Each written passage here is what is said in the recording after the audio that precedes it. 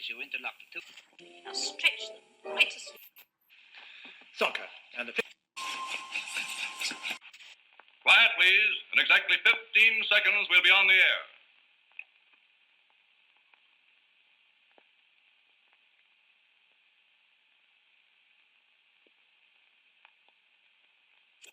I felt like a reptile. Like a reptile. I felt like a reptile.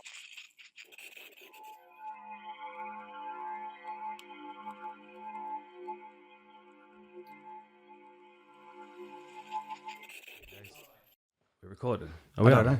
Are we? Yeah. Oh, we're on. That was a really quiet 5 minutes, wasn't it? Wasn't it? I always feel like I'm sitting on cables and stuff. No, you're all good. I'm all good, yeah. Okay. It looks like a roadie from the 80s. Like a... You know what I mean? Slim's hair? Like, well, no, now you see you've pushed that up and now it's like kind of Axl spiked his Rose. hair up. Who is it? Bruce Springsteen. Yeah, the boss. Like a Bruce Springsteen roadie. He's got one of those. Yeah. What are they called? The bandanas? Yeah, no, but the ones that we were using as face masks and stuff. Morphs. It is Morphs. it is a morph. How many ways can you or wear a 'em? buff. Buff is the brand. Buff is the brand. Like Vacuum and Hoover.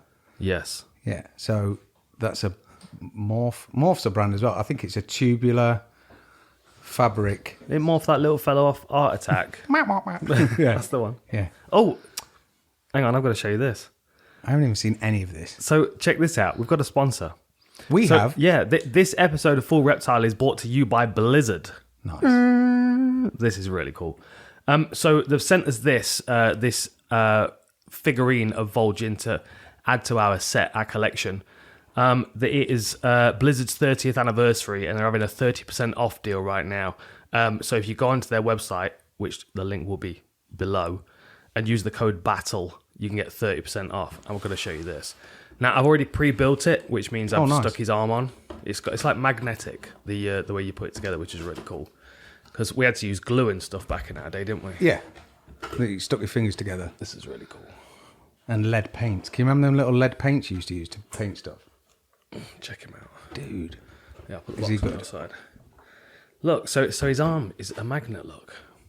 How Yeah. cool is that? Is that the only thing you have to build? That's it. It comes like that. It's probably because it's fragile. Ready though, to right? go. It is awesome. So that is going on our set somewhere. Vol'jin. So what's his name? Vol'jin. I watched the World Warcraft the other day.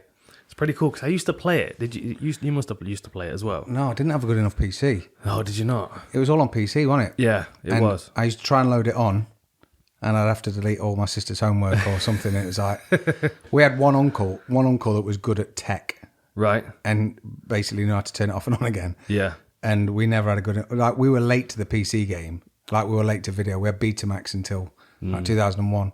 Yeah, So- we were pretty late to the PC game. Yeah. I remember standing in, was it like Comet? Tandy. It was like Comet or Curry's or something Yeah. like that. And I remember standing playing Solitaire. Street Fighter on the on the what was it on? Sega. Oh yeah, on the SNES, on the Yeah. Mega Drive, and I remember playing that while my mum and dad were like shopping for a PC. Yeah. And then we got it, and it was. I remember playing Doom. I remember playing Warcraft, and then there was another one as well that I got into, like a military one. Command and Conquer. Red Alert. That was a pretty good one. I failed all of my GCSEs because of Command and Conquer. Did you really? Yeah. Other than not revising, and me and Sam got really good at it. And we realised you could turn the speed up to like 1,000. So when everyone else is building stuff really slow, we've just made an army of like 20,000 people. Yeah. It was wicked. But I did Did fail you play everything. Cossacks? A little bit, but because there was was no good. rocket launchers. Yeah, but you had numbers on that one, you see. Yeah. So like you could build your village, and then the cheat code was money. So you just like open up a dialogue box and just type money in, and it would keep dropping money into your account. And then you could build like massive armies.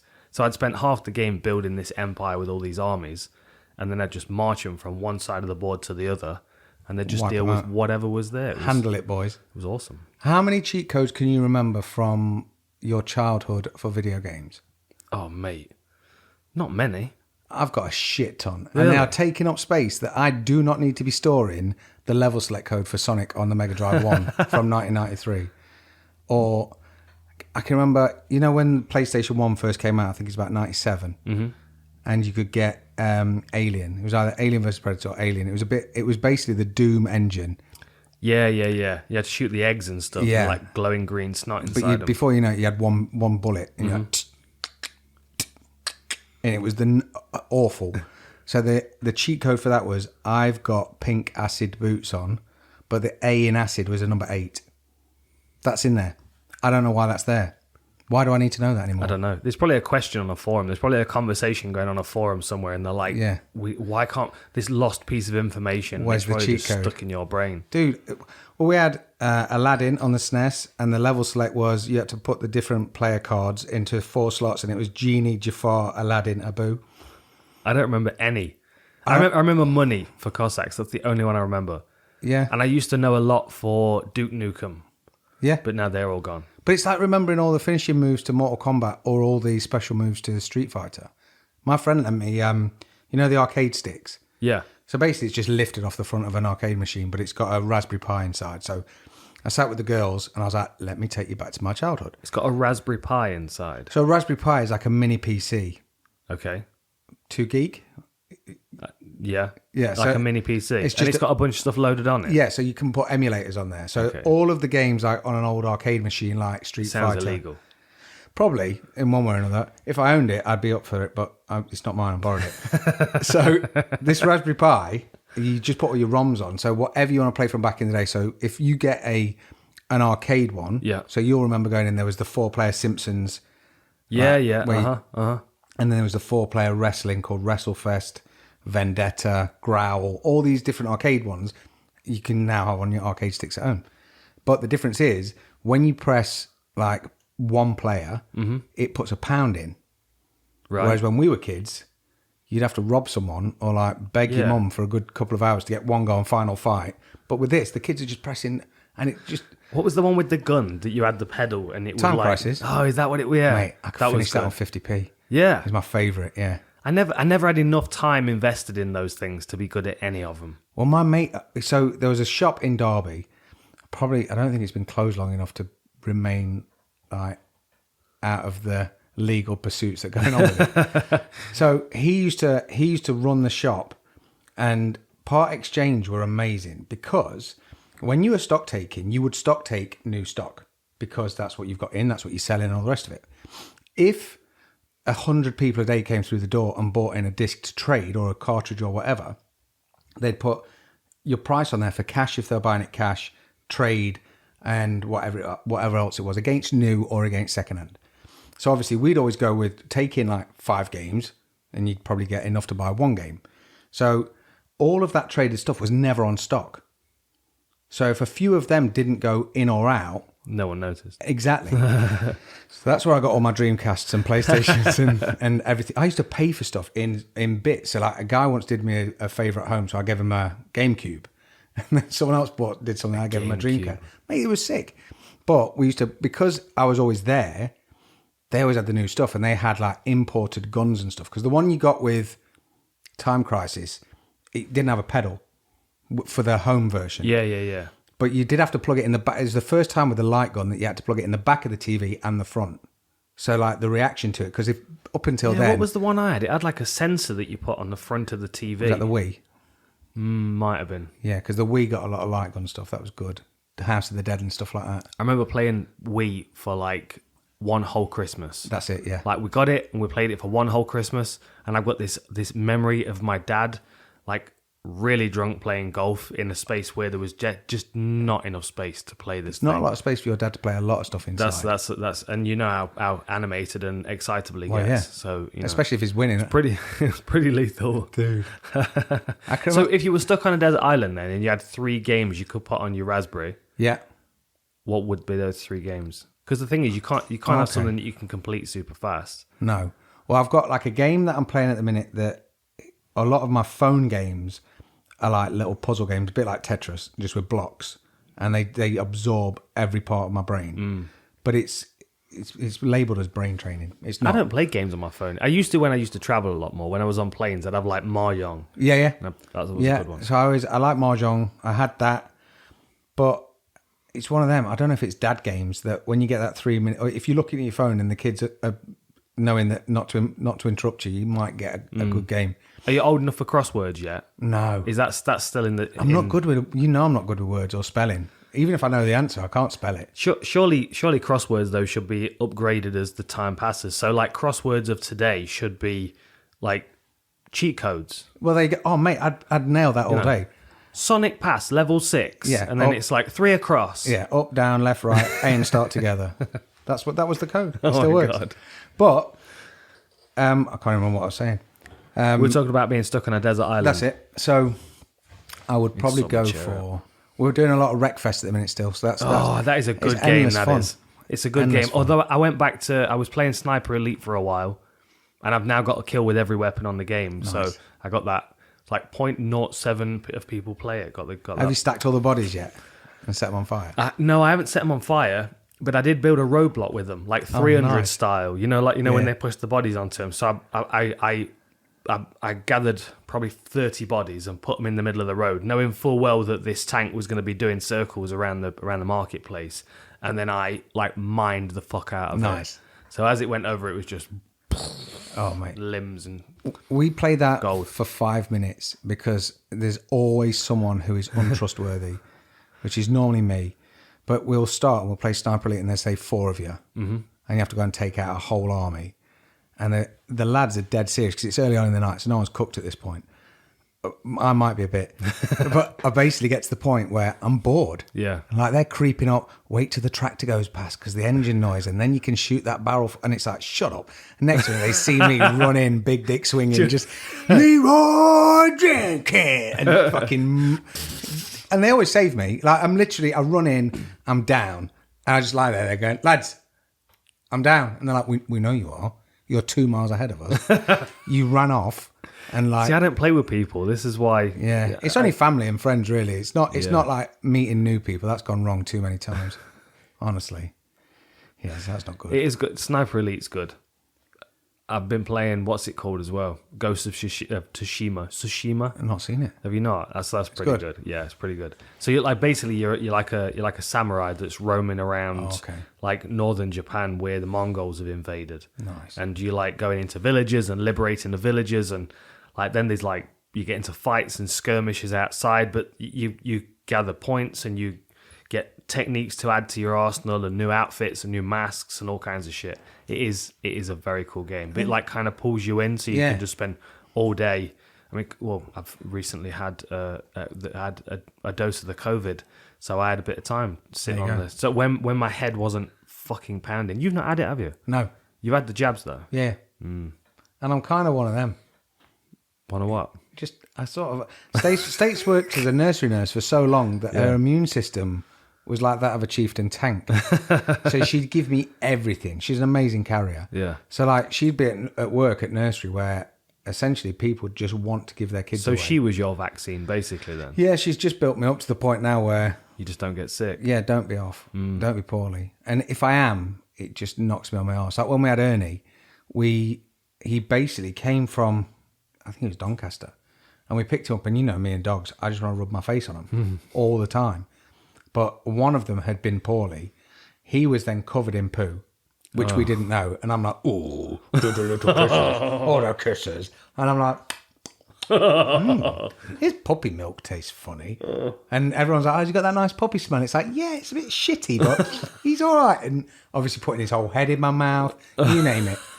And it was one Sunday, I think we picked him up on the Thursday. And we just inhaled this little dude and we just literally slept with him here. He was the best. And then one Sunday, my stomach sort of went, oh, do you know where a toilet is? And I was like, yeah. It's like, be there now. And it just went, oh! And my entire energy and everything within me was flushed away. And it was one of the most terrifying, knee-shaking, you know, when you just stand up with no energy, like you've been sick for 4 hours. And I was just like, oh. And the girls came in, they're like, you're right. I was like, I think I might be a bit poorly. And honestly, mate, I had to crawl upstairs. And it was the worst. It lasted probably 6 weeks. And me and Stace got it. The girls avoided it. Obviously, Stace was also licking his mouth, which is probably not like recommended.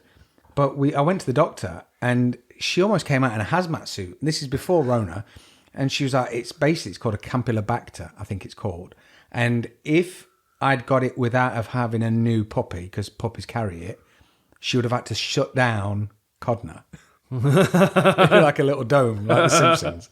I was like, what are you on about? And because it's so, honestly, if I imagine an older person having their insides Ajax like that, then you'd be dead. It was literally just like a whoop, gone. But like my entire muscle, everything. And yeah, so it killed us both. Oh no. Awful. No. So yeah, so I haven't had the Rona. But I mean, I know a lot of people. Stacey's nan had it, who's 91. She laughed it off. Yeah. She smokes 47 a day. Really? She does not give half a fuck. Honestly, mate, watching her There's smoke. There's no room to damage her lungs. In there. Literally. They are hardened, calloused. And at 91, Yeah. what else she got on today? Smoking them fags. Yeah. Go fuck yourself. So yeah, it's an impressive feat. But she had it at Christmas when they said, everyone can get together, but don't get together. Yeah. But you can if you want. We had a few people around. But only in the garden, in the snow. In the garden, in the snow with the windows open. We haven't got windows outside. But then once we had Christmas Eve, because, you know, we have ham and chip day on Christmas Eve, real chips. So we did a pound of ham, a honey gammon, bread for vegans, vegan bread, and a load of chips. Yeah. And everyone got poorly, apart from me and Stacey. Really? Yeah. What, from that? Yeah, they all dropped. Oh dear. And she was marching around like, fucking Rona. I've looked after 3 to 6 months for how many years. Yeah. I was convinced that it wasn't Corona. Because so like V wasn't feeling very good and it had triggered her migraines. So then she took a test and came back positive. So we were like, okay, I'll do a test. Mine was negative. So we went over to get a lateral flow test. I'm like, I'm not getting one because I feel fine, and mine was negative. So she tested, that one came back positive as well. So then, like a couple of days later, like she was like pretty bad, but it was like headaches and stuff. You know what I mean? Just kind of aching, body aching, feeling really tired. And all of a sudden, I woke up the next morning and I'm like, I had this splitting headache. Couldn't do anything about it. I was like ice packs on my head and shit. But I was like, I could smell and I could taste and all that kind of stuff. Breathing was fine and everything. Just banging head. And then like for like 3 days, my whole body was aching. Like I was working out hard and I wasn't. I was just laying on the sofa. Wow. Although we have been working our way through the Marvel movies. Oh, no, what, like, in order? In order, yeah. So let me pull up the thing. I think we're at number 14 now. Like we've gone all the way through to. So we did. Hang on a minute. We did Captain America, Captain Marvel, then the 2 Iron Mans, Incredible Hulk, Thor, Avengers, Iron Man 3, Thor: Dark World, Captain America: Winter Soldier, the 2 Guardians of the Galaxies, Avengers: Age of Ultron, Ant-Man, and then we've just finished the Civil War, Captain America: Civil War. So Black Widow's next. Okay. And then we're into the other ones. What's coming? Yeah, Spider-Man, Doctor Strange. There's another Doctor Strange coming out apparently. Yeah, I've not seen a lot. I've seen most of them, but they get on my tits. Do they really? Yeah. Which do you like any superhero stuff? Like the Batman movies? I like Deadpool. I like the new Spider-Man's all right. The old Spider, but you know, like when we were growing up, you would have Superman. Yeah. And then they'd make some new shit. But the Superman one was intended to be a film, so it had a start and an end. Whereas now it's like, I wonder how much we can get for merch. I wonder how much we can get for a prequel, sequel. I wonder if we can get the Incredible Hulk being born. Yeah. Like, fuck me. I want it to be complete. I don't like it when it's different people playing the same character. Although I will say that the Jokers, I do like the different versions of the Jokers. Yeah, I can live with that. I mean, it's more that Spider-Man, if you like Mary Jane crying and screaming and a gimpy lad getting his confidence, it was all right. Tobey Maguire did a good job. He did 3 of them. But then it wasn't even like they'd gone, we're going to remake it. Like Ghostbusters, the new Ghostbusters that's coming out is a follow-on from the original, which has links to the original, which is kind of cool because it's like, what happens next? But it's not like they go, oh, we're going to remake it again and again. And that's all they're doing with Spider-Man. And it's like they're trying to be either politically correct or trying to change something. Or it's just the same shit. Didn't they sign like a deal where they had to deliver a certain amount of movies? Yeah. or something like that. Just make Spider-Man 87 times. It's the same as James Bond. It frustrates the shit out of me. Yeah, I like James Bond. That's I just want someone to shoot him, instead of telling him their plan. When they've got him and the laser's climbing up and about, poof, they're done. That's the thing. Fuck off, James. That's the thing. That's why they parried it in what's it called? Austin Powers. Yeah. And Scott Evil's just like, you always do this. Yeah. Like, why are you not going to watch him get eaten by the sharks? Why you've got him, do him. Yeah, no. And I think that's no fun. Yeah, give me Tarantino or what's his name? Lock, Stock. Guy Ritchie. Guy Ritchie. Apart from his new one. What's his new one? He's just done a new one with Jason Statham. Of course he has. And it's like, when Adam Sandler got that Netflix deal and they basically said, we need 17 films off you. And he was like, no worries, I can do 16 tonight. And gave them the ridiculous 6 and just nonsense shit. Where some of his new stuff's cool. Like Uncut Gems is by far one of the finest things ever done. Yeah, I haven't seen that. You mentioned it before. Mate, it's just adrenaline. Like, don't have a big joint before you watch it because you're paranoid for him. It's amazing. But when, like Guy Ritchie, I love everything. He's like The Gentleman. I think I've watched 4 times. It's amazing. But then he did this new one with Jason Statham where basically there's a load of British actors that are all in America putting on ropey American accents in a heisty kind of security van dealio. And it just kind of didn't feel too Guy Ritchie-ish. No. There was no spin. It was just, there you go. Yeah. Did he do Rock and Roller? Was that Guy Ritchie? That's a good movie. That's a good movie. But then, really, a good director like Tarantino, you should probably only be able to pick sort of 8 or 10 really solid movies that represent them. They can't be on the money every time. No, but even Pink Floyd didn't release great albums every time. Yeah, but it's like if you watch Jackie Brown, which is one of Tarantino's lower known or really appreciated, it's fucking sick. Mm. It's really good. And it's like Guy Ritchie did Revolver. You remember Revolver with Andre 3000? Amazing. That was a good movie as well. Yeah. But he's got that sort of mould and he sticks to it so well that it was almost like he'd lost a bet, that there was no twist. It was just, I pick films to bits before I've even finished them, and I hate it. I hate doing it. I remember everything. Me and Stace watch a film every Saturday, and it could be the same film over, and she doesn't remember what happened. And she's like, it must be really boring for you because you remember everything. And I'm like, well, I can't help it, but that same thing doesn't work true in arguments, though. No. If I say, you said this, no, I didn't. Apparently my memory's not good then. Yeah, well, that's not filmed, is it? No. You need to start... I've given you all those cameras. There it we go. It would be illegal. Did you? Honestly, it would be so bad. Have you seen that Lee Evans movie where he films everything? Yes. I can't think what it's called. It's not Big Brother, but it's that something like concept. That. And he's wearing a body cam all the time. And it's weird. It's when he filmed The Martins with Kathy Burke. Have you ever seen that? No, I haven't seen that. Armani. Is this Kathy Burke's brilliant. Kathy Burke, sorry. Anyway, going back to Tarantino, have you seen Once Upon a Time in Hollywood? Yes. See, we watched that the other night, and I've seen it once before, but I remember I forgot the ending. Yeah. After watching it the first time, I must have maybe fallen asleep or something. But watching it back the second time, as I'm watching the movie, all of a sudden I'm realising what's going to happen. Yeah. And that felt like he'd started a movie that he didn't have an ending to. Yeah. And he was like, let's just have a big a murder. He kind of ran away with himself. It feels a bit like that in the what's it one? 13, not 13. With the Cowboys. Hateful Eight. I like that. But that's a good almost movie. feels at one point you're sort of like, what? And then before you know it, all kicks off at the right I suppose point. the characters are good enough in that for me just to I just kind of feel like I'm there. Walton My Goggins. favourite is still, what's it called? Death Proof. My really? favourite is still Death Proof. They're my least. I love that car. I love that, just the style of it, the soundtrack. I didn't like Planet Terror. I wasn't much of a fan of that. No, Death Proof is way better than Planet Terror. But it's all about the car. That Chevy Nova that he had was awesome. Well, it's because it's on. As soon as you're watching it, it's like, do you want to jump in?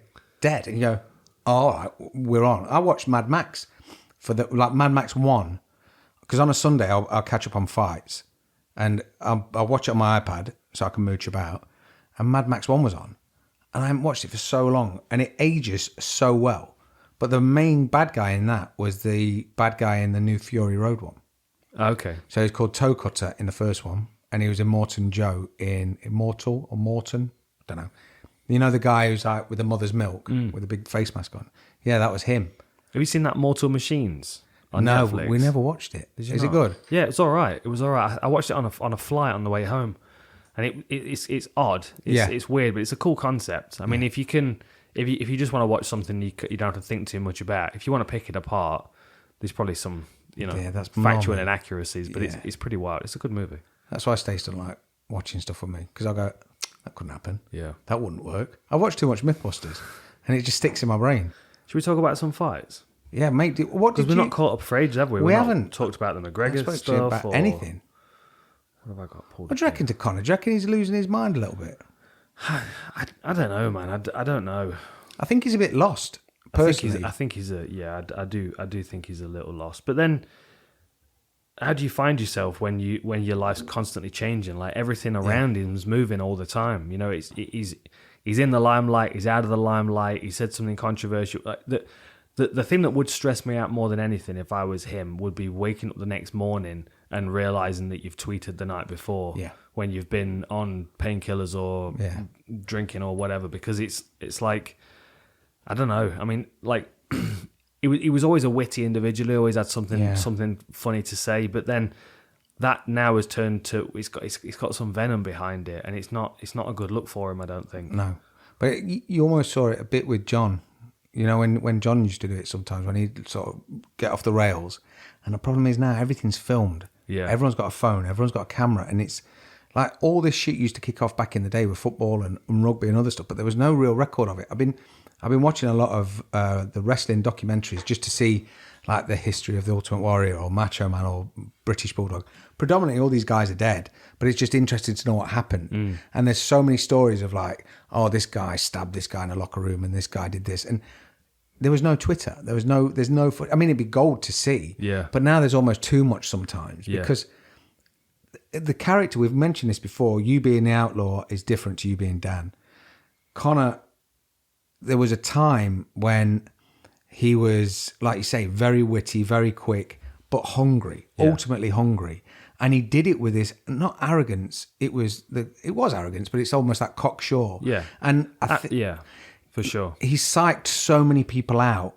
Like, I can remember he was meant to fight Andy Ogle, who was off The Ultimate Fighter, and Andy dropped out. I can't remember if it was an injury or something. And that was brought into speculation. He just scared. And that's why when he came up against Dennis Seaver and people like that. But there was a lot of time when he would try and chip, and this was early days, but like even with Seaver, he would try and get him riled. But because you're quite a stoic guy, he then started mentioning steroids and just picking that scab a bit too hard. You know, like when it's like, don't say something you're going to fucking regret. And he never almost really had to pay for it because, and this is just a parallel universe. Imagine this. Conor's gone the rise like a lot of superstars we've seen in the past. But then let's say he doesn't stop Aldo in 13 seconds. Would he beat him in the distance? Did he have the gas tank? Could he have taken the leg kicks? Because the leg kicks that Jose was dishing out back in the day were above and beyond what Poirier was hitting him with, and the consistency of them was insane. Yeah. So if that doesn't happen, or if the one over Max was an impressive win, but it's more impressive now because and because of who Max became.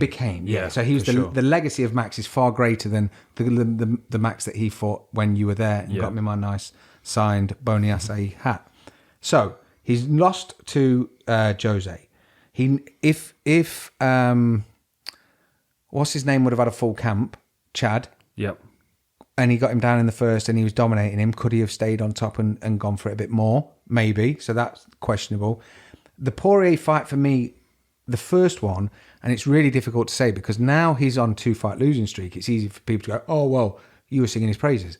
And it's not to take anything away from Conor's first fight, but it looked like he hit him behind the head, on the back of the head, which I know it wasn't completely on the back of the head, but it was one of those punches which is it's an on or off. It takes punch. Your legs away straight away. It was it was like around here it caught him, which is a legal striking zone. Because it's above the ears. But it just kind of buckled his legs. It completely changed. I saw one the other day. I was doing the breakdown for Derrick Lewis against Cyril Gane, and there's an overhead shot of Travis Brown stepping in to throw a shot and him getting caught kind of on the top of the head. And it does the same thing, like his legs kind of go stiff. And But, Poirier's always real tense in that first opening sort of minute or two. And I think that was a good performance by McGregor, who was in a great place in his career at the time. I mean that. What do you make of all the stuff with his the pre-existing injury stuff and the pictures that he's released of his leg icing and strapped up and stuff? I mean, to have the forethought to record that, to make that as a narrative, it shows like a backup plan. Yeah, it shows that his life is far too consumed by this as the pantomime, not necessarily the skill set. Because there was a time when Conor was that hungry and was obsessed. But he was obsessed with movement, the fight game, striking, the power of precision or the speed of the power, whatever he said. And everything was this, it was almost a harmonious martial arts way of looking at things and thinking. And that was sometimes backed up by a little bit of aggro. A lot of what he said and what he's done in the past before Khabib would be seen as UK banter. Like, you're not really going too hard. You're not calling someone's mom. You're not dragging stuff out. But it felt a little bit like he had this animosity with Khabib, and obviously ultimately he got dominated by Khabib. And that's just what happened. But because he was nice to Cowboy, and they were both in a different place, fathers, blah, blah, blah, it kind of put Cowboy off, because Cowboy's so used to being tense and uncomfortable. Like when he fought Nate Diaz, he said he hated it. It made him like almost like facing a school bully. Yeah. But when he's able to be confident and aggressive, Conor sort of switched that and then knocked him off a bit, but then ultimately won that fight. But then when he went in and was nice to Poirier, it's like he was just continuing this newfound, got the foundation and this and everything's going well, and aren't we humble and nice, and we're not struggling anymore, everyone's doing good, to then lose. And it was almost in that nice, all right, fair enough. But after that, with that whole thing with Poirier and his missus and the foundation and everything else, it's almost like someone said to him, you need to be angry again. Like Rocky IV. Yeah. So like when Paulie loses all his money and he goes back and he's struggling and it's time then, that sort of came out of desire and passion and hunger for wanting to win in Rocky IV. Whereas with Conor, it almost seemed like it was a put on aggression. Like he seemed so fucked off. At the end, he's screaming, it was a doctor stoppage, it's doctor, and you're like, all right, look, just it's a fight. Yeah. Do you think now, because obviously before, as you said, he was obsessed with like the martial arts and the fighting part. Do you think now he's more obsessed with the opponent than the actual fight itself? Because he seems to obsess over things a little bit. And you go back to his trash talk, and you mentioned the Mendes fight. I think that was his best one-liner when he was talking about wrestle his balls on his forehead. I can wrestle him, mate. Because you knew it was off the cuff, because he was laughing as he said it, because he knew it was a good line.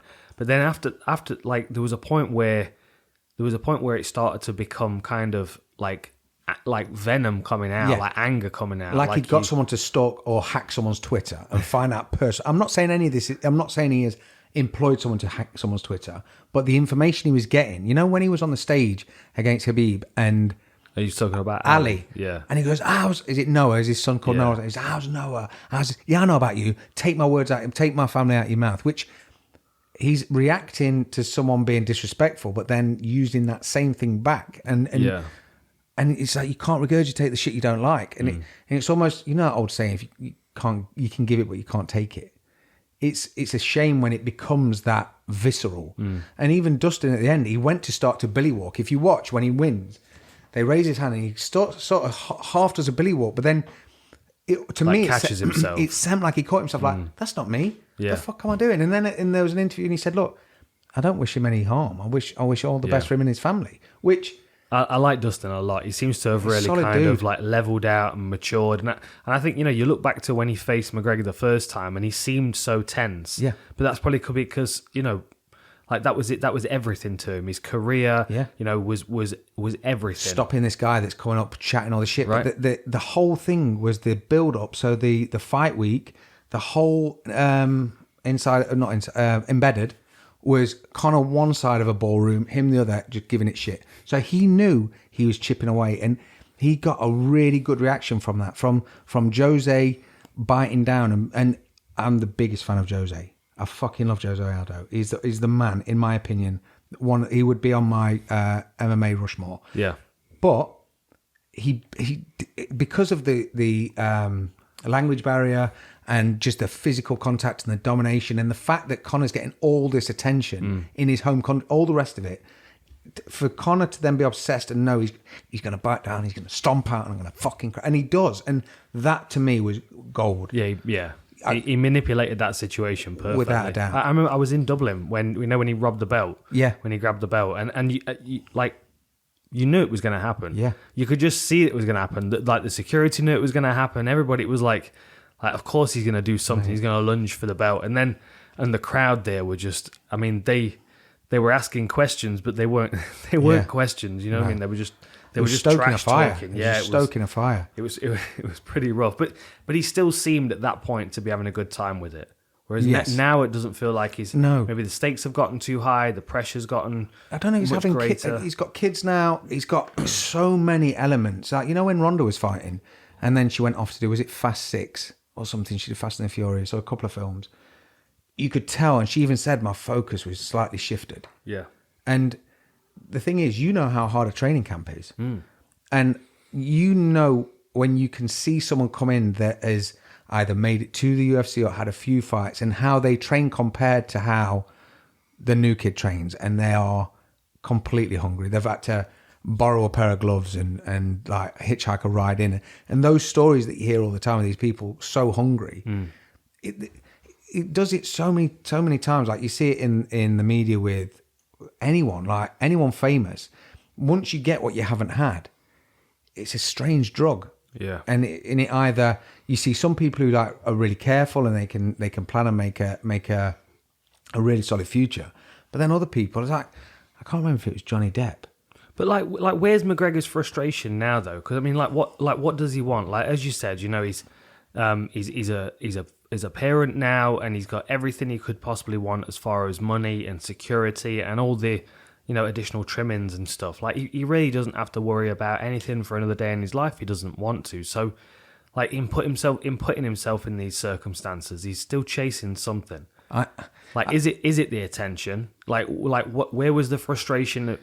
You know, coming out of the Poirier fight because Poirier was going to get another win on his record over McGregor, or because he felt like his journey was coming to an end in the limelight. I think because that's not true. I mean, he could go in. He could start his own promotion and fight Paulie Malignaggi and make bank. I think. Well, he couldn't because obviously the UFC is stopping him. Yeah, maybe. Yeah, fight GSP. But I think there's a couple of points. One thing being he doesn't want to finish on a loss. Mm-hmm. That's a massive part of his legacy, because you can't watch that film and he loses at the end and the credits roll, because that isn't what this set out to be. Mm-hmm. And I also think there's now Khabib's gone. I think he considered it to be an easier path, because he will still see himself as number 2 or the challenger. Yeah. So if Khabib's 1, he's 2. So even if you've got Poirier or you've got the Bronx or you've got Chandler, any of them, Conor's still 2. And he'll prove that through box office. And it's almost this ego thing that gets aggravated because someone will question something. But it's when, there was a guy asking questions and he was like, you haven't had a win for like 4 years at this weight or whatever. And you can riled him. Yeah. Whereas he's not been riled in the past. Was that the pink suit guy? Yeah. I think he was Din Thomas's boy. I don't know. Who the fuck is that guy? I don't know who he is. He's like this pink suit guy. Yeah, but even down to that, what the deal is. With Stevens, he was so relaxed. Yeah. I mean, people are just throwing questions and he is volleying them. Yeah. Literally not even having to look. That's a fight you can make. Stevens just lost, didn't he? He did, yeah. He lost rear naked. It was Gamrot, wasn't it? Yeah, it was a good fight. It was a good fight. But Gamrot's a beast. There was a time when you wouldn't even consider Conor in the same namespace as Stevens, whereas now I'd love to see that fight. Yeah. And it's a 50-50. I'd still like to see Conor against Tony Ferguson. I'd love to. I think that'd be a great fight. Yeah. But I think it's moving him further away. You know. So where does he go now then? Like say in 12 months' time he comes back to fight. Who would you match him against? He needs to fight Cowboy again, or someone like that. No. Not Cowboy again, but that sort of esque. A cowboy. Yeah, any cowboy. You know, a Lego man. A cowboy. But if he can fight someone and get the win, I think it resets, because he essentially had a long time off, came back and fought Cowboy. He had that little bit of confidence, maybe didn't train as hard. I don't know, that's speculation. Really don't know how hard or how he trained during that period. because essentially he's going up against Poirier, who he's already beaten. So he may have looked past him and just thought, well, do you know what? I'll go on, and then the title's there. So I think he did the first time. And I maybe definitely even, think he did the first time. Maybe even the second, because it was such a decisive win via leg kicks. That took so much out of him that it was like, well, if I just avoid that, then I can win. Because I watched it back, and I watched it again the other night, and it wasn't as one-sided. I thought Dustin had the best of the round, but it wasn't as bad. But there was a few times when Conor was landing something that would normally have more of an impact, and it wasn't. And when he found himself still in that position, he was there a half second too long. Yeah. And that was what was rattling him. And it's almost like, when you know you can do something. It's like if someone gave me a BMX now or a trials bike, I used to be able to flip it on a sixpence. If I can't do it as soon as I try, my back goes up. I get sweaty. I get frustrated and especially then if someone's going, I thought you could do it. Can't you do it? Yeah, used to be able to do that. Thought it was easy. And then I start getting more and more, and then I want to hit something. Yeah. And I think because it's like failing your driving test.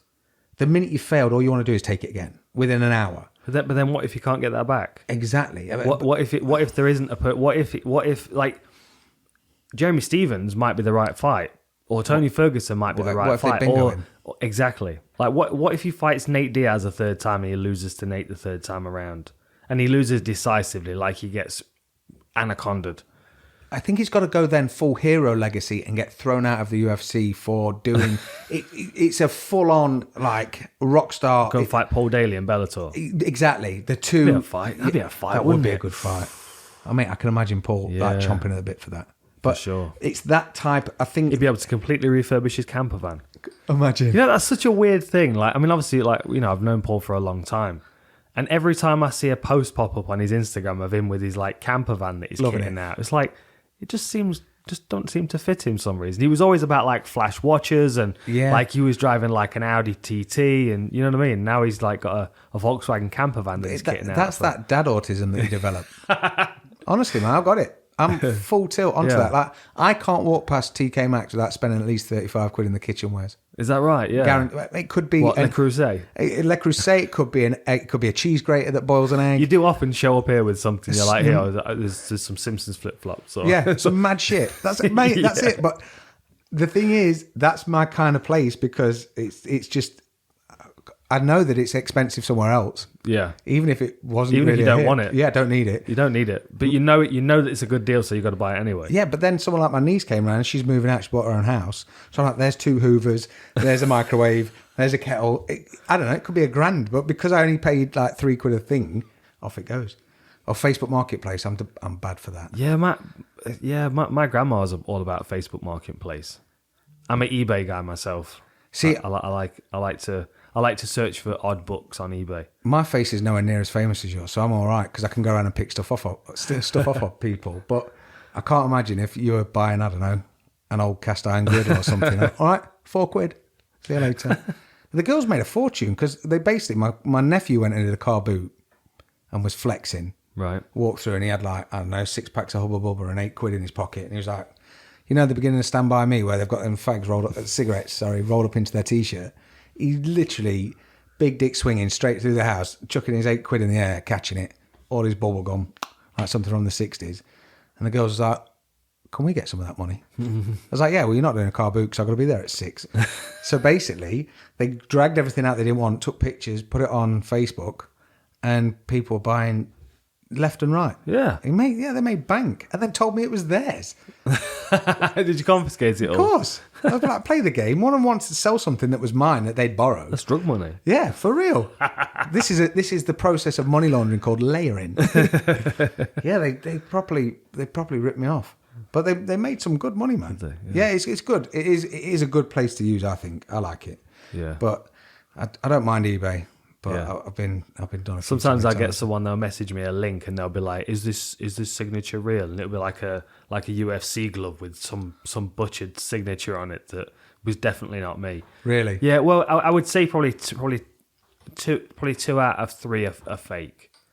I've seen you sign 100 swing tags when we did the first 100 in my kitchen. I've got pictures of it. Yeah. And I would say you could line them up and they would be out by probably 2 mil. It was literally, I think one of my kids was passing them to you, and it was just conveyor belt. And you're like, because I can do your signature, I can do the old signature where I used to work. Yeah. I could do my mum's for my homework diary. I used to be able to do Bruce Lee's. I can't do that anymore, but because it's printed on the inside of Tower Jeet Kune Do. So Yes. I used to practice it in my notebook. Oh, mate. The amount I've had to do, though, because I had to get yours for a contract for something that we were signing up to. And it was one of them where I was like, if I can just get it off the internet and trace it. Yeah. Yeah. My signature's changed quite a lot over the years now, though. Yeah. Like and it's become much easier to do now, but it's still complicated. And I would still be able to tell if I'd done it or if somebody else had done it. Always. The thing that screwed me was bank cards, because my signature goes O and O is dead loopy. So I'm like some Banksy shit flying about. And when they gave me my bank card, they went, it has to stay in there. I can't fit fuck all in there. So I had to write it really small. But then when back in the day before chip and pin, they'd want your card to check the signature, and they're like, and I'm like, I can do it like that if you want. But because when I was at Egg, you used to have to sign so much shit. Yeah. Like literally, if you were a team leader or you were doing call monitoring, so basically someone would be sat taking a call and you'd sit listening to make sure they don't call them a shitlord or something, and then you'd have to go back and feed back to them. But you'd have to sign 3 copies every time. You had to do 12 on each person each week. He was dog shit. Honestly, mate. So, yeah, signature. I just got sick. It ended up just to be like a cross. Yeah. But, yeah, they knew it was mine. So what have you been up to then, anyway? Oh, we've got new T-shirts on. We've got new T-shirts, new gear. I've had a few people tapping me up. I know the old website's been a bit TK maxed. It's been picked clean. Has it? Yeah. Well, we've got a new one coming. Go on, I'll let you explain. So, we've currently got the shop set up, all good. And then I'm just taking a slight sidestep because... Well, the day now is Thursday, July 29th, and the website's going down today. Yes. So it's not a big deal. People will be all right for a couple of days, because what's going to happen, we're going to take the old one down, and then I've got to let it settle so that the new one can go live, so that you're not landing on the new website and it's completely spaffed out into fucking not knowing which one it wants to do. So we've got a load of new gear. We did a load of new training shirts. Obviously got the boxing, martial arts. There's a couple of different colorways in the V1s and V2. Then we've got the new lifestyle tees, some new caps and morphs. And obviously there's new stuff, but it's just my whole focus at the minute has been moving from one platform to a new platform. And people all the behind the scenes shit I don't have to deal with. Yeah, I don't know. I don't know websites. See, I'm no good with that kind of stuff. If I'm on it all the time, my brain's in that space, Yeah. so I can code. I'm all right. If I stop for a minute just to go and process orders or maybe design something, I don't know, my brain then, when I go back, the amount of times I've done a website and someone say, can you just change this? And I think, I haven't fucking done that. There's no way I'd know how to do it, but I did. And because I'm not doing it all the time, Yeah. it puckles my brain. So the main thing that they've screwed me on is that they call things different. So it's just like pavement and sidewalk or whatever. But when you've got categories and collections and this and that, when I'm trying to make things line up, you get so used to it's just like using an iPhone or an Android phone. They both do the same thing, but if you try and save a number in an iPhone, it's not the same. No. Do you know what I mean? So yeah, been doing that. Took the kids to Alton Towers for the first time. How was that? Amazing. It's been so long since I've been to Alton Towers. I think the last time I went, they just opened Oblivion. Well, I worked out Nemesis was open in, I think, 92. Is this still got the pink purple water? No, because this is what I was boring the kids to death with. So you imagine, one of mine is big enough to go on everything. Mm-hmm. The other one can go on majority. So there's a new one, Wicker Man 13. It's enough to make like your tummy tickle. Do you know what I mean? It's enough of an adrenaline. They've added a few more then, have they? Have they taken any away? Yeah, so Ripsaw's gone. You remember the old one? Oh, that was a good one, that was. It was, but I don't know how long before they got a lawsuit, because it looked old as shit. It did. And it used to spray water at you, didn't it? Yeah, so they'd stop it and then lower you into the water, depending on how cold the day was. Yeah. If you're on a hot day, you were fucked. Don't go on that first. Rapid's still there. The log flume's gone. So the massive log flume they had at the central point is now the Wicker Man. The Wicker Man? It's really good. Is so it? it doesn't What, go like a upside roller down. coaster? Yeah, but it's a roller coaster. It's a fast wooden roller coaster. Okay. So it's really good. It's decent. It's still got the Runaway Train, Nemesis. Air's now called Galactica. What's Air? So air was the one where you sat and it sort of tipped you back. You remember like the one you got trapped in? Oh shit, yeah. And you're lying like Six that. Six Flags. Yeah, this is before you nearly killed someone. Nearly. He had it coming, to be fair. No, I didn't. I just told him I might. I might kill you. Lock your booth, motherfucker. They literally wouldn't let me walk back through the park. I had to walk around the outside of the park. Can we just set the scene though? What was your hair like? I had a red mohawk, Okay. freshly shaven sides. What top would you have been wearing? Would it have been maybe a sleeveless t-shirt? Yeah, yeah. I had like I don't know what it was. Were you Maybe a wearing black rancid t-shirt denim with jorts? I think I might have been. Black Converse? Red Converse. Red sea? Wayne's World style. Dude, so you then wagged your finger at a Howard. Yeah, but no. Well, I know he's a shit cunt. Don't think I'm not. this I'm not is it. justifying him. it was a hot day, and it was one of those. It was like the Nemesis, but leans you forward. So like you're buckled in and you're hanging. And we'd done the whole ride, and then we were just like fucking hanging outside the shed where you change over. And we were there for a good while. Like other people on the roller coaster were shouting like, "Hurry up!" Like I was losing feeling in my hands and my feet because like yeah. So anyway, I got off and I walked up to, and there was this kid. He was like a spotty little 17-year-old fucker with like sunglasses on inside. I'm like, this guy's Koscheck fan. yeah. And as soon as I walked up, he's like, he could like pressing the button underneath. Yeah. I'm like, why? So anyway, I just basically asked him why he'd left us in the sun for so long. Maybe through gritted teeth. Maybe. And as I walked down through the park, as I left that ride, like you could see like security showing up, like 2 guys on a golf buggy, and then 1 guy on a scooter, and 2 guys on a bike, and a guy on foot, and then a fucking rollerblader. It's like a cartoon, isn't it? It was weird. It was like, but yeah. And then they took me out the side gate, and there were 2 police cars there waiting, and they literally sat in their car and followed me around the. I'm walking on my own, and they both followed me around the outside of the park. Did they ask for an autograph? What was even more frustrating as well, what was fortunate about it, is that I had a season pass because I used to live 30 minutes away. So I was there all the time. Yeah. I was there all the time. So I got my money's worth out of the season pass. But yeah, no, we left there and we rolled straight over to Universal Studios. Fuck 'em. So if you'd have had a comb, would you have maybe brushed your mohawk into curtains? What, to blend disguise, to go back in and go, hello. I saw you check the other fellow out. Could you tell me what made you leave him hanging for a while? Yeah. Six Flags is good though. Six Flags is really good because you've got like Superman and Batman and the Riddler and the Joker. I've never done any. We've never been. My dad went. We used to go Skeg, Great Yarmouth, normally a caravan, camping. It wasn't a big deal because it was a big family. But then the minute we stopped going, I got together with Stacey in '98, and they went to Charmouth near Weymouth. Boom, boom, boom. Let me hear you say Weymouth. So off we went to Weymouth, and me and Stacey got the train there, met them. We had this family holiday, amazing. The year after that, they went to Florida with my 2 brothers, and I was like, "That's an upgrade." They're like, "Yeah, you wouldn't have liked it." I was like, "I bet I would have tried." Fuckheads. And my mum did the same thing. So as soon as me and my sister weren't tickets anymore, they were like, "Oh yeah, we're just going to nip to Spain." So that was fun. I dealt with that in counselling, but so we never went. But what's scary now is I can't spin at all. Like I used to chuck the kids around, and if I held them and spun, I could do it. But because Moo's tolerance was way more than mine, she's like, "Do it more, more, more." And if I do a rotation now, I feel really dizzy. If I can drop and I can go on rides, but if it's like a teacup, count me really? out. What, like waltzers or something? Oh fuck that! Yeah, I just can't. I want to, but I can't, and it's something to do with the wax in your ear. But Stace can't do the drop-in, so we kind of take it in turns. But the scariest part is I don't consider myself to be 40. And I like to put a lot of my trust and faith in wherever we're going. So, for example, Alton Towers. And you always like to think, I mean, they've had that one accident with the Smiler, which is the reason why I took Moo on, because she was terrified. And I was like, "You fucking going on. We're not going to go on this ride because of that." So we went down, queued up. But everyone that works there is about 11. And it's only since I've been even older that you look back and think, I'm putting my fucking life... Like before... Yeah.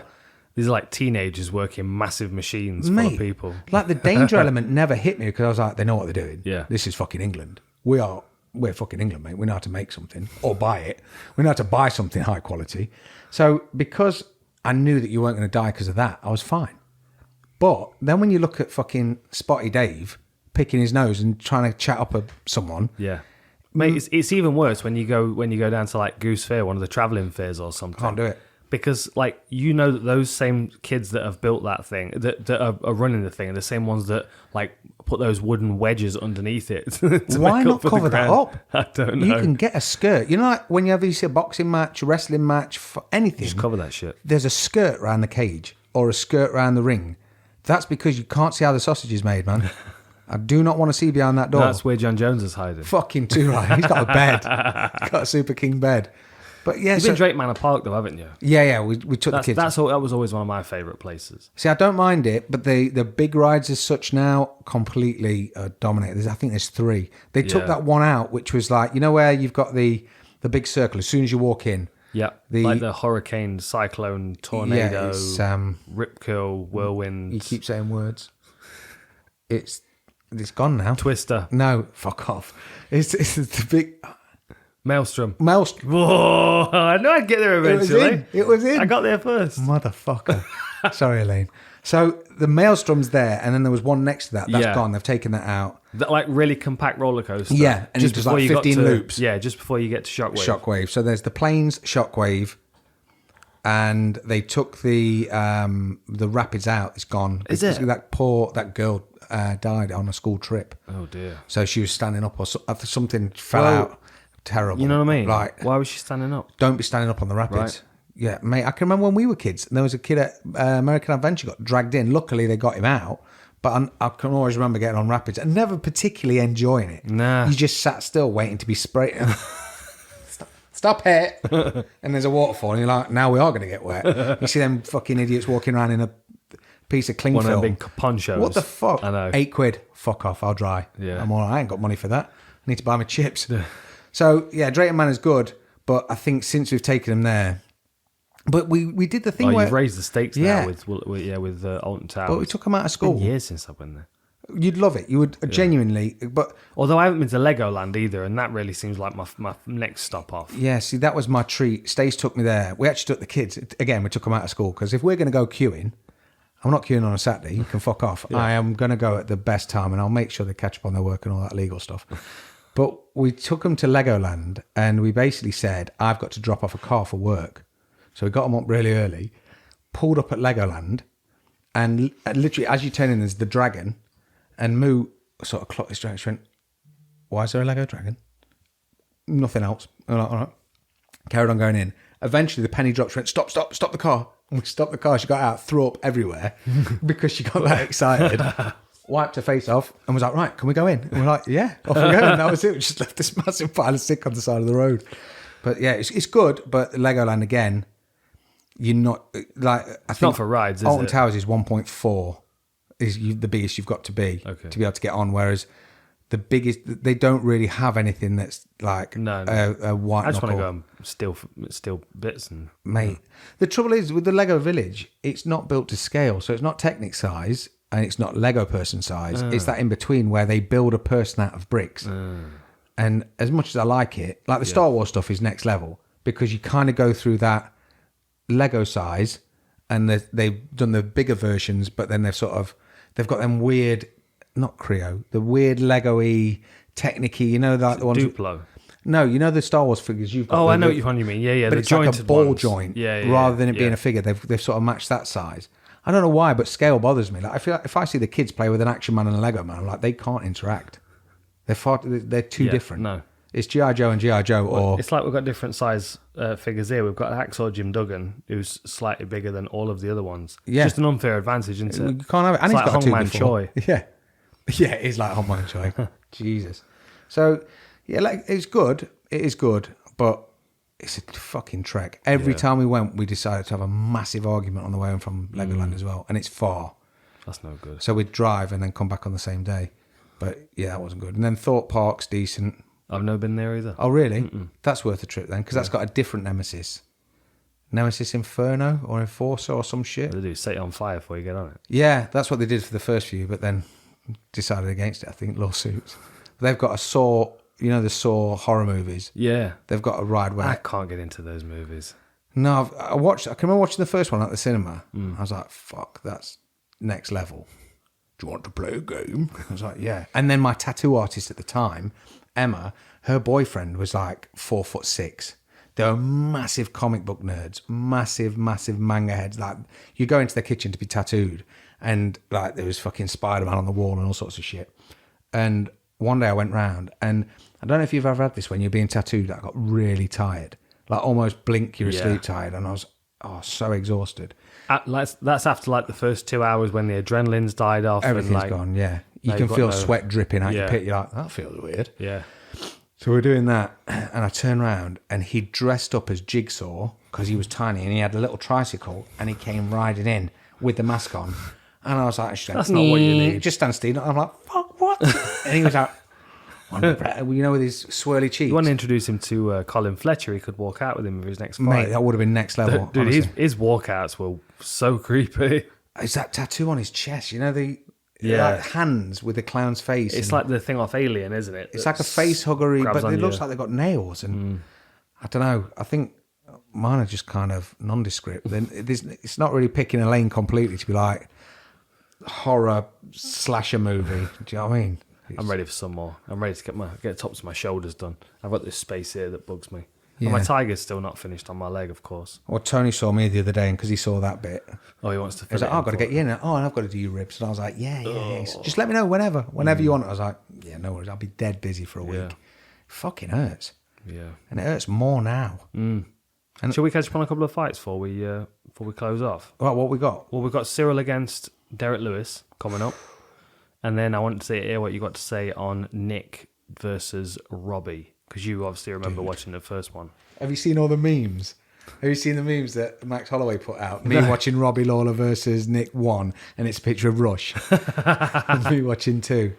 Mate, I chased Robbie Lawler through the internet for about 7 years because he honestly was my favourite fighter. Like, he was just batshit crazy master blaster. Like from when he first joined with the UFC when he was like 21. Yeah, but bear in mind, Bravo would do like a highlight, or it wasn't ultimate knockouts, but because Robbie had quite a few quick finishes, you know, with Evan Tanner, when Tiki, that punch that he hit the canvas with, if he'd have landed, nearly punched the hole in the canvas. Tiki and then Tiki in his post-fight interview was like, I thought it was kind of stopped a bit early. It was like half his face is hanging off. Mate, because it was just like a friction. But it's like that one that TJ's just had. Dude. That's another fight we need to talk about. Yeah, we could talk about that. So, me following Nick, I chased, Robbie, Vitor, and Phil Baroni. Right. And obviously, what's his name? Matt, who got done for the robbery in Dubai. What's his name? Oh, Lee Murray. Yeah. Lightning Lee Murray. So, because I'd been introduced to these people, I was then, and this is a quiz question that I was going to give to people if I was doing like an MMA quiz. What was the UFC's first domain? www. What? Can you remember? UFC.tv, wasn't it? Yes, it was. Yeah. I'll take one of them. So not many people know, or not many people follow that. Yeah. Same as I found out the other day. What was the first ever UFC that had the UFC written on the gloves? Oh. Have a stab. What do you reckon, Slim? 42. What are you saying? You could steal? 50. 56. Was it? Yeah. Yeah. So from my 50, research... is that right? Yeah, honestly, it spun me out because obviously they took over way before. Yeah. And then the Ultimate Fighter and everything else. So anyway, I'm following Robbie. I'm chasing him and it's Elite XC, Bodog, the most insane shit. There's so much stuff that he did. And then obviously Affliction. But then there was the Strike Force, you know, when he laid out Melvin Manoff when he was about dead. And it was one of them where, did he fight Jake Shields and Dan Henderson? He lost to them both. Because he was basically challenging for the title. So when he came back and he just smashed everyone up, I was like, fuck yeah, Robbie's back. But then Nick's never been anywhere and it's still as exciting. Yeah. I don't think he's just got that aura. And I don't want it to be a quick finish. I don't know why. Do you think Nick's going to look good, though? I think his attitude will make you feel like he looks incredible. Because there's a vibe, an energy that you get off him. But it's almost like, you know, when you didn't see Chuck since the Rich Franklin fight. Yeah. And he looked, and I'll never forget when Chuck and Randy first fought, and they're like, he's 32. And you're like, no fucking way. That's not that old, bro. So then when he fought Rich at the tail end of his career, he always had that weird stretched out chest and beer belly. Yeah. But when he fought Tito the last time, it's like when you notice your dad's getting older. Yeah. And you know when you've not been on holiday with them for a few years, and it's hot one day, and they've got the shirt off, you're like, oh, fuck, you're old as shit now, Dad. Like, right, just let it pile on. I thought when Rich knocked him out, I thought as he went down, I'm like, oh, that was an old guy getting knocked out. Mate, because he almost sort of steadies himself, doesn't he? Like, oh, bloody hell. Oh, my bloody hip. Oh, just give me a minute, Doc. I'll be up in a minute. Fucking hell. Do you know what I mean? And Rich frankly almost felt bad for doing it. You can't be old with a tattoo on the side of your head, though, can you? Can you fuck? You can't. He's got to stay. He's got the old symbols and the tempo. He's got the dye in the. Almost Chuck Zito dye, isn't it? It is a bit. It's like they meet up and get a bulk deal from Costco or something. It's like, hey, Chuck.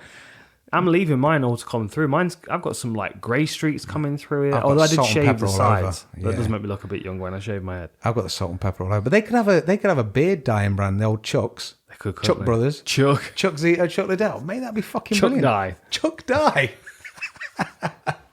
Mate, so so here's Robbie Lawler's record.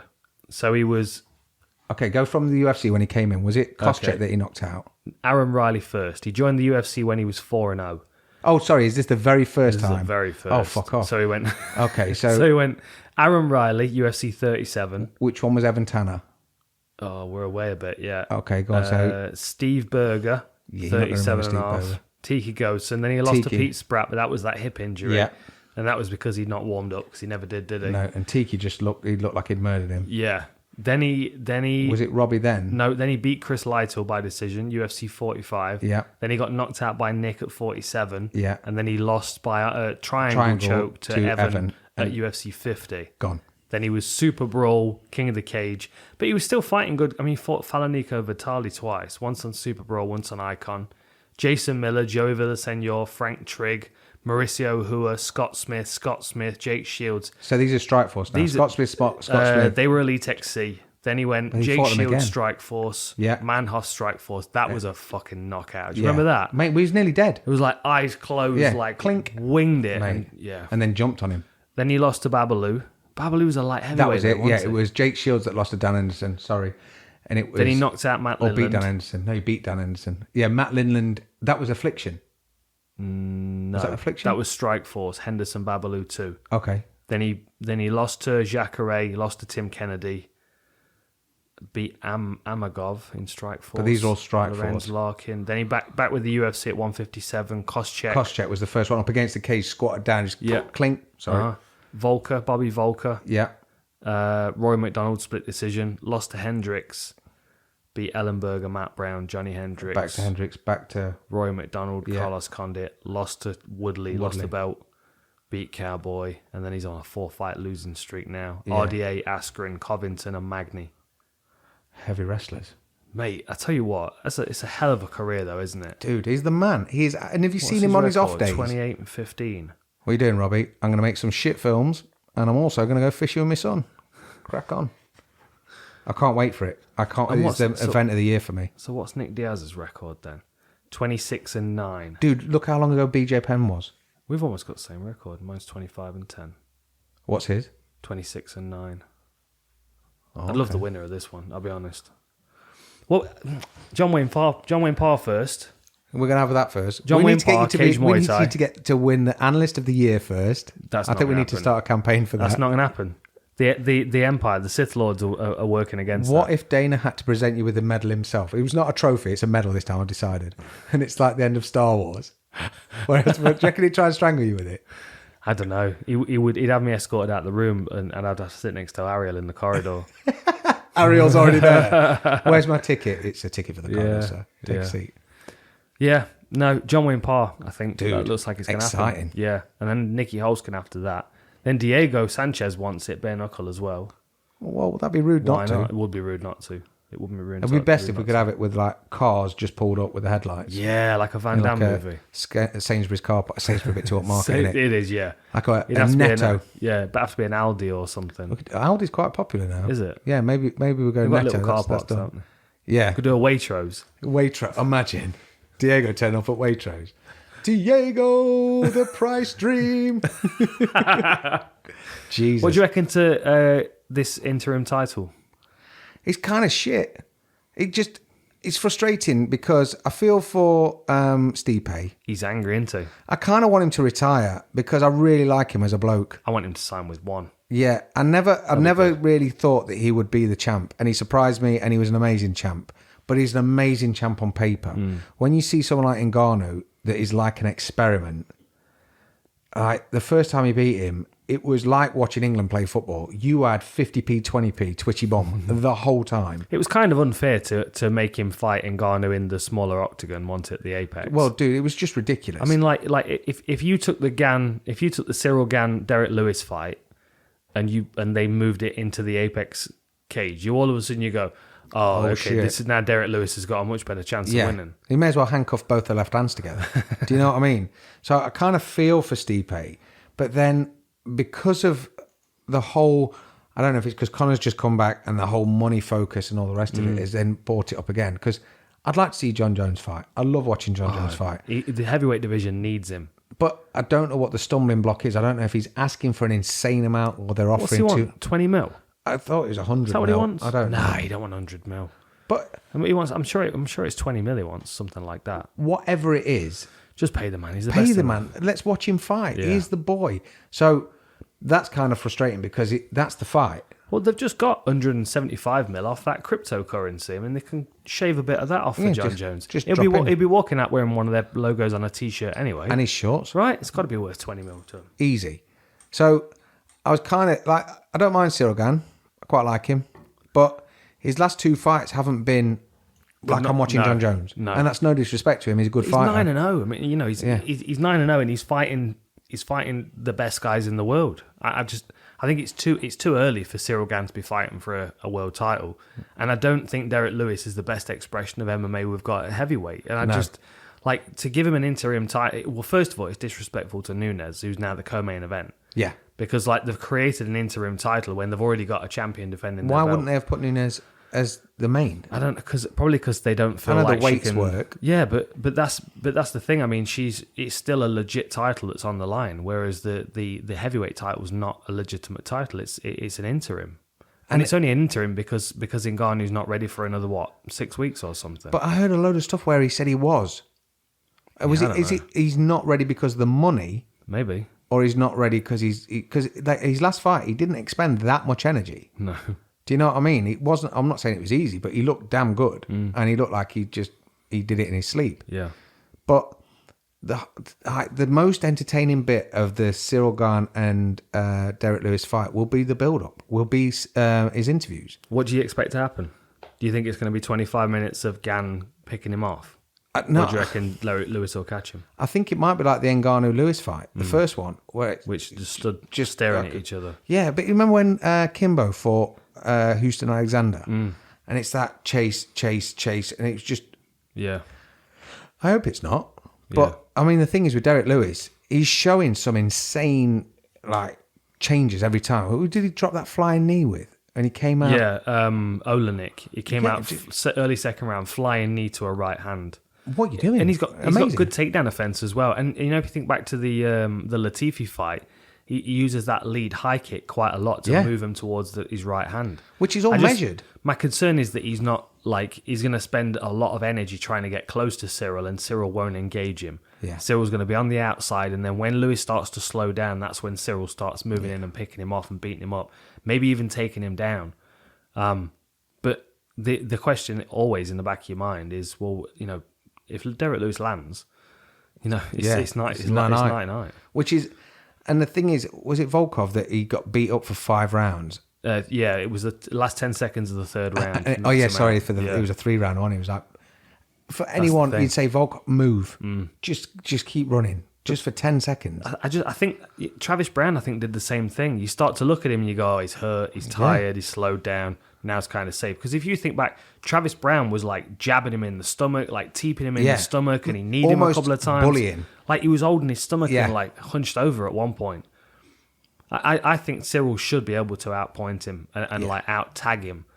But it's a coin toss as to whether Derrick Lewis manages to, make something of one of those sprint forwards. I think there's enough footage of how to beat Lewis, but the whole thing is, it's avoiding that big right hand. It's like playing a video game, and you know the sequence to beat the boss, but you're on your last 5% health. So one more hit and you're dead. But like when Sonic's got no coins, you're fucking vulnerable. Do you know what I mean? Yeah. And it's always that with Lewis because, I mean, you've seen him when DC did it clinically, like he was getting someone out of a job interview quick for their own good. Do you know what I mean? Yeah. It's just sort of avoiding anything. Like DC played it smart. Obviously, he used his wrestling. He made him work. He made him carry his weight. But he also accepted that he was going to take Lewis down, and Lewis was going to keep trying to get back up. Yeah. And I think some people Marcin Tybura was discouraged because Lewis kept standing up when he was mounted at one point, and Derrick Lewis just stood up. Roy Nelson was on his back. Gonzaga was on his back, and he just stood up.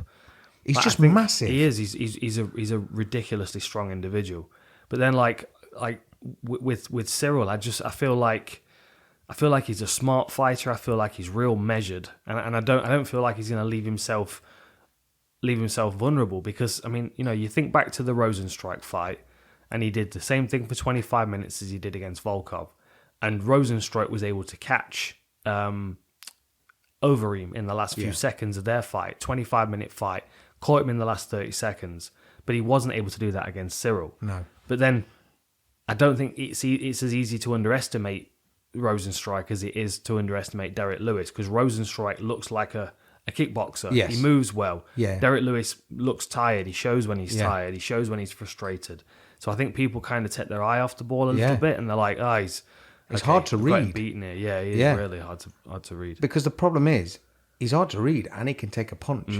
So there's not a lot of times, when he's been beat, it's almost like he's just said, give me 5 minutes. You can't have 5 minutes. Yeah. So it's like, well, I've just had enough for a minute. I don't think you ever see him beaten. You see him lose, but he's not beaten down and out on the back, just like absolutely Sparko. But you never know. With someone like Gane, he's got the tools. It's got to be elbows, though. If he's going to hurt him, it's got to be elbows or submissions. I don't see him hurting him with punches. Who are you taking?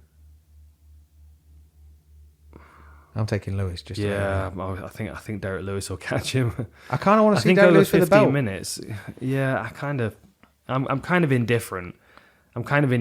Because first of all, I don't like the introduction of an interim when I don't think it's needed, and second of all, I think there are technically good heavyweights out there that. Well, I mean, Stipe should have another opportunity. Yeah, I don't know why the UFC are like casting him to one side. You would think that Stipe would be, someone that they would want to look after and celebrate a bit. More title defenses at heavyweight than anybody else. But is it because Ngannou's the new flavour? Because I just think it's because he's more marketable. You can put him on the front cover of Esquire or GQ or Muscle and Fitness or whatever, and everyone's like, "Who's?" And he's got that story, homeless, struggling, and to get to where he is. I mean, the Stipe story is amazing. Yeah, he's still a fireman. Still. But that gets trumped by a homeless guy that moves over to, was it France? Yeah. But then the thing is, they've kind of set themselves up here because everyone remembers the last Derrick Lewis-Ngannou fight. And if Derrick Lewis wins the interim, then they've got to make that fight next. Now they can't bring John Jones in or Stipe in now because they've got an interim title fight. I think an interim title. It makes the Ngannou and Lewis fight even more interesting. For me, because the first one was that much of a... It was so bad. It was awful. I think 9 punches were landing the whole fight or something? Yeah. What did you reckon to TJ? Amazing. You reckon it looked all right? Did you I don't score think he it won. for him? No, I don't think he won. But how long has he been out? 2 years? Yeah. I mean, the fact...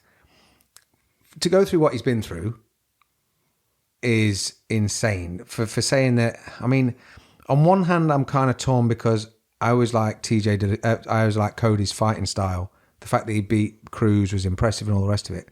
And it kind of brought into question a number of those wins because obviously, did they only prove the last one or whatever it was?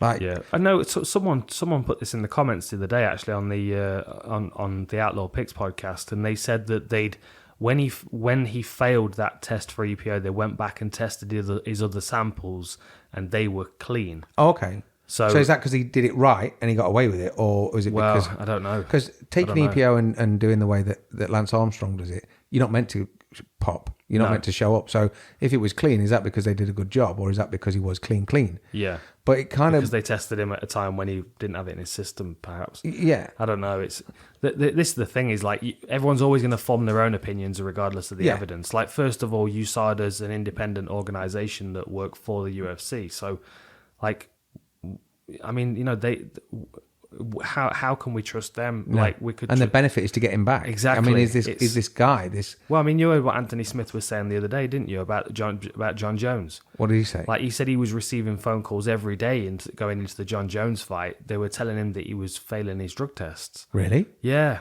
He wasn't? said that on an interview the other day. Yeah, he said that USADA were notifying him. I don't know what he was failing for. What? So they're letting you know before you take the big test, the announced test? No, he was doing an interview I can't remember who he was talking to now, but he was saying that he was receiving phone calls from USADA during fight week before he faced John Jones, saying that John was failing. Saying that John was failing. Yeah, but you look at someone like Cody, and he was the champ. Was he unbeaten when he beat? I think he was when he beat Cruz. Yeah, because then there's 2 title fights that. He didn't fight the same way, I know. He felt way more emotional. But it's kind of knocked his whole future and everything into disarray because, I mean, I know he's on a loss now.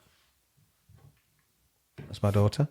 I know that he's kind of in limbo now because he was the champ. Yeah. He was the man that you had to beat. And I think it was one of them because I looked at the fight and I thought TJ's going to win. But then, not that I felt bad because what Sanhagen's been doing has been insane. It's a bit like the Brian Ortega rise. Like, it gets to that certain point, you're like, bro, this guy is mustard. And then you get the Max Holloway stopper. And I think TJ is still in that place. He's not been off for 5 years or whatever. And he looks like, as much as he's been getting a load of tattoos, he's been getting, he's still training. He's still got Bang in his corner. So he looks just as good as he did before. I don't think he looked any better, but I think he looked just as good as he did before. No, I don't think he did enough. I don't know if Sanhagen took his foot off the gas. That's exactly what I was about to say. As soon as he cut him, I kind of felt like he pulled back a little bit, like he felt like the fight was his already. Yeah, you know and it's easy to sit armchair and say, put your fucking guard up. But he got hit a few times. Like, what the fuck, man? You've got this. This is yours.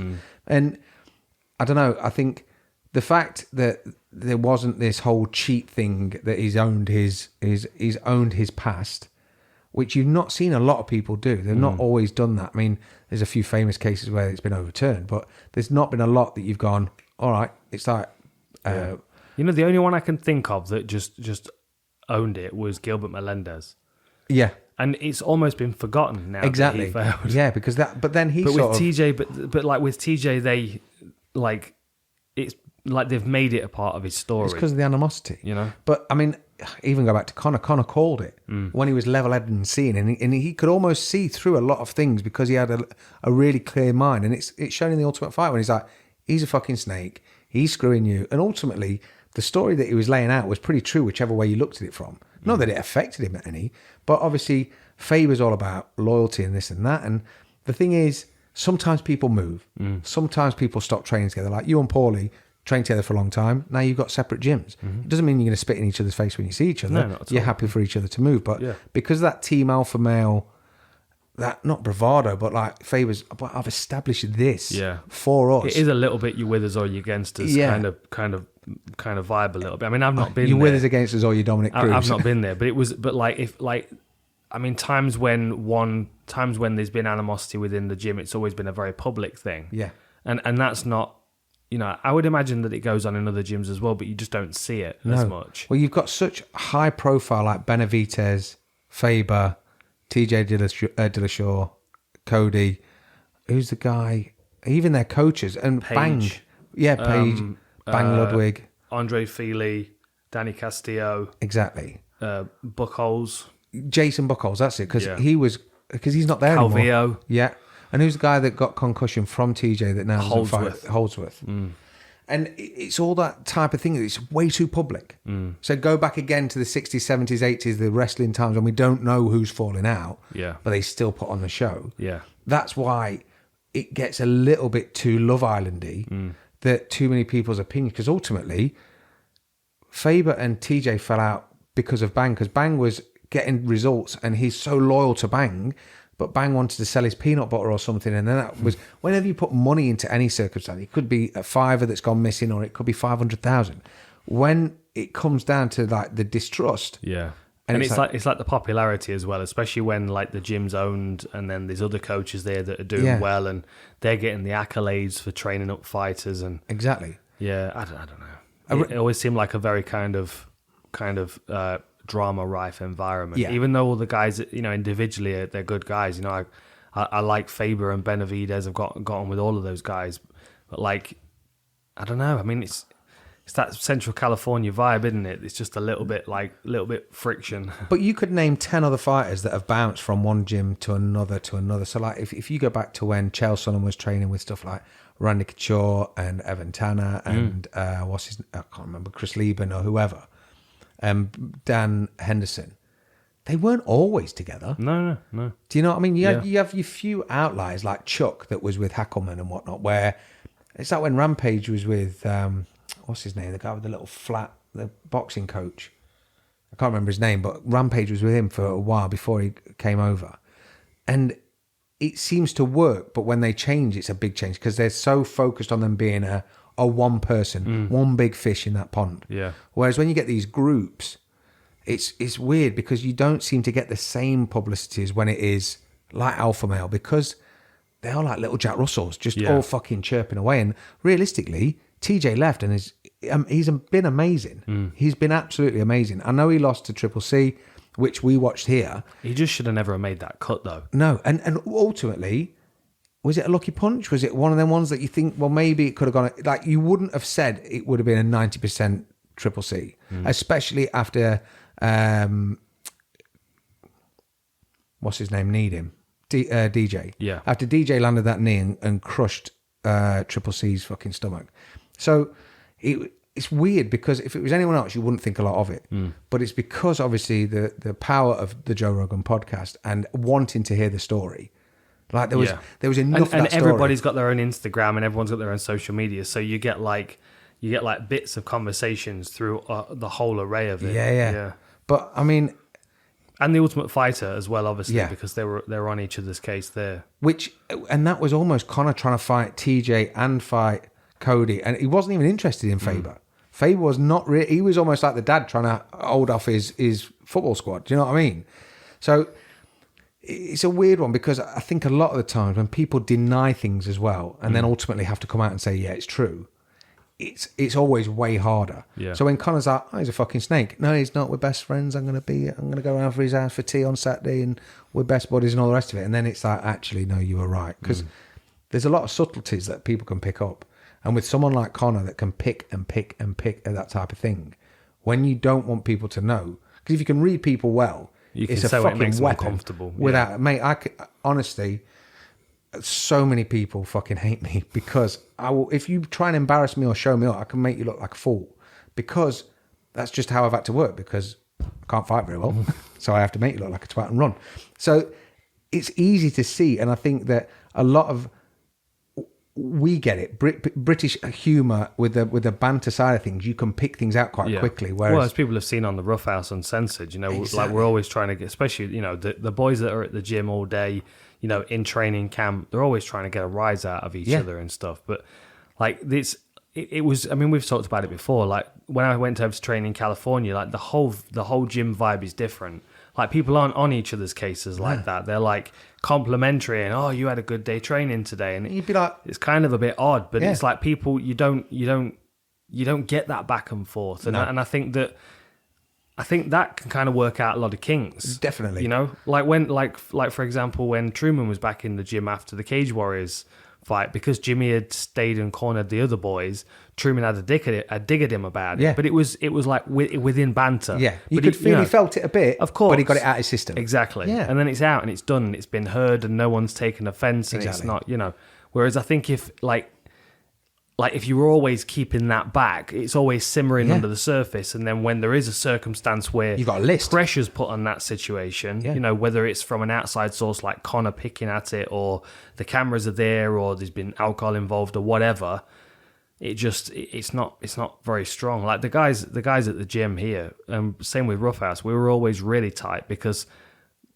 we were always testing that link, that connection between us. And I don't know if it's the same in those kind of gyms. I mean, they do it in sparring, but then even that becomes a part of the narrative of who's throwing punches too hard and who's giving other people concussions in training. And but I think when you're honest and open, and you can have them digs or you can have that little bit of banter, it just breeds something so much more organic. Yeah. That it pulls people together. It does. It really does. Because, I mean, I know I've sat down and spoke to people about so much different stuff. Like, you can either be really deep or you can just be taking the piss. But even like when you look at Jimmy, me and Jimmy's had some insane conversation. You know, when we're doing the computer and stuff, and when I was first showing him how to learn the gym system, I was having to learn it as well. And we were both as bad as each other.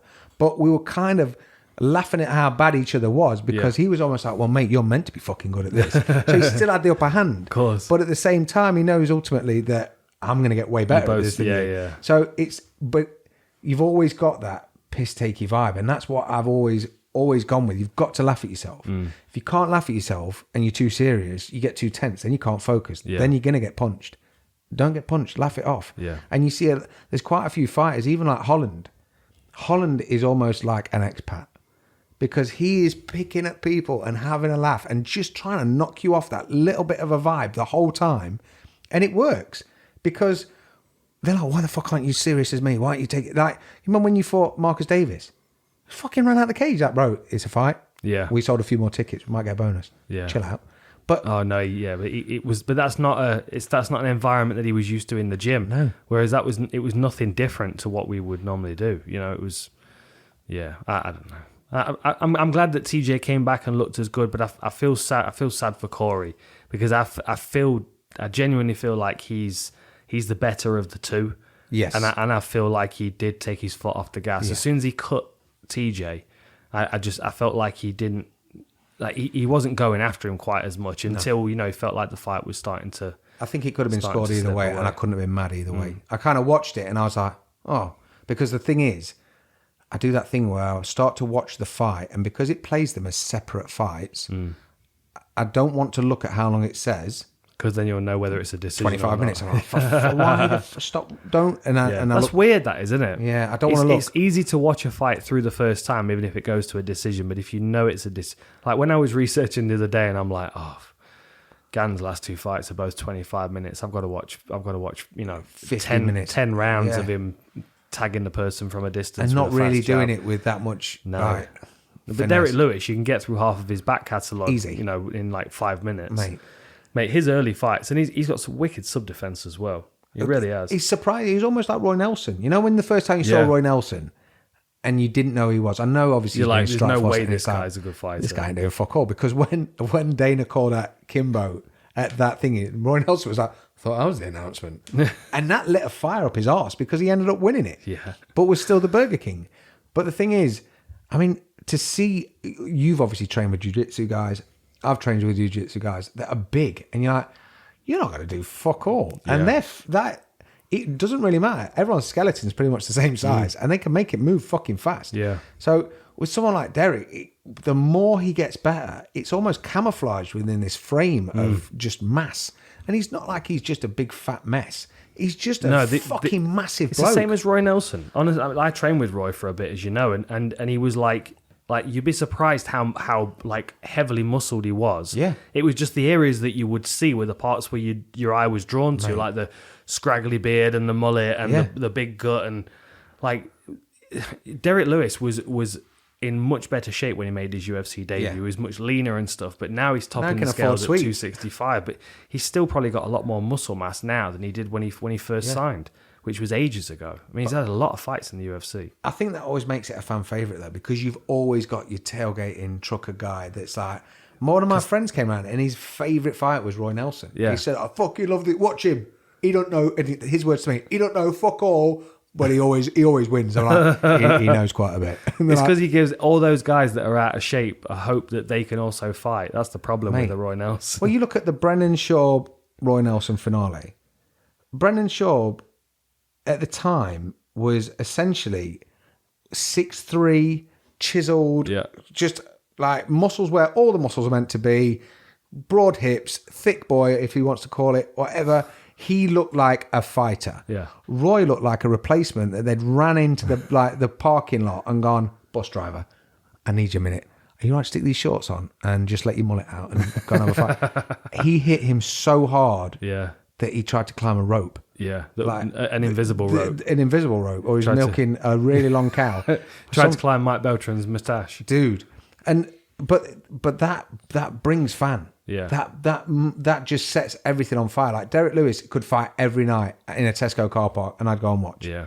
Because he's just interesting. And the shit he says before it and after it, I'm interested. But he wouldn't look out of place in a Tesco car park. But I think he might look out of place with an interim belt. Do you think? But I still think he's going to get it. But that narrative that comes from that, for him to sit there and be like, I wouldn't be surprised if it was on Cash Converters. I just wish they didn't have to create an interim belt for it though. It seems silly. Yeah, it does. But the thing is, I think because we've followed it for such a long time, that when you look at the distance or the time it normally takes for an interim to be introduced, fluctuates so much that it was almost like, right, can you fight? Ngannou was like, not at the minute. All right, interim. You think, no. Yeah. Why?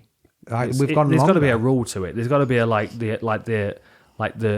the champion can't defend the belt for 6 months or something like that. Or even 3 months. It's like 6 months is. for an introduction of an interim, 12 months for a stripping of a title if the person can't defend it. Like a rule, a hard, fast rule that is just, this is, universally understood that this is how a belt works. Yeah. Then the champion knows that they've got that window of respect and leeway if they need to heal injuries and that kind of thing. But so, I don't know. On champs, very quickly, because I know you probably need a wee or a drink. If Poirier obviously came up against Khabib, and we saw what happened, and Khabib is the mastermind, there's none greater, we can see that now. Is there more of a chance for Poirier to beat Charles? Yeah, I think so. I'm excited for that. I think so. I still think Charles is the best on the planet right now. Yeah. I do. But I think there are certain people that could be problematic. I think Poirier obviously brings a lot to the table, but I think more than anything, it's the confidence that he's got out of beating McGregor twice. Yeah. I think Makhachev could be a problem because I think he needs a bit more experience personally, but I think he could be a problem because he can nullify a lot of what Charles can do. I think Michael Chandler can be problematic because he's super fast and powerful and he's got that wrestling base. And he's had a go. But I think that makes a big difference. Yeah. And Gaethje's there as well. Gaethje's the kind of person that he was pissed off the other day, wasn't he? I mean, I bet he's a bit lost. I don't think he knows what he's doing. He's kind of hanging out and floating around and like, when's he fighting again? Who's he fighting again? It must be strange to be flavour of the month. Yeah. And then not really a lot's happened. I mean, to lose to Khabib is not any big thing, is it? It's one of them things where you're like, well, that was expected. But I thought, as I said before, I always thought he had a fairly good job of beating, a fairly good chance of beating Khabib. I always thought, yeah. I did. He showed us. But I think the right person's got the belt right now, and I don't think anybody's going to be able to beat Charles Oliveira easily. I think anybody that does it will have to work for it. I think even if Gaethje is able to beat Charles Oliveira, he's going to have to come through a real difficult striking exchange. A clinic. Yeah, and obviously with him getting triangled by Khabib, you kind of think, well, Charles Oliveira is probably going to wrap his neck. Yeah, he's probably yeah. I don't know. I mean, I think the division's wide open, but I don't think Poirier is as much of a threat to Oliveira as other people in the division are. But I'm more excited for Poirier to think that he might get the belt this time. And he deserves a crack at it. Definitely. He does. But he's still hanging over the division, isn't it? Khabib retired undefeated. But I think that the whole division is weirdly umbrellaed at the minute because you've got people like Tony Ferguson and Conor on quite a big loss streak. Yeah. If you actually put them into any other person's stats, no one's really sticking around as much as them two, which makes sense for them to fight. Gaethje, they seem to keep putting on the shelf and then almost like Taz from Tasmanian Devil, like they sort of unleash him a little bit to get a little bit when they've not got a lot cracking off because Gaethje stirs the division up. Yeah. And then you've got, I mean, are they giving Chandler another shot? Is that what I saw? I don't know. I might be reading the wrong thing.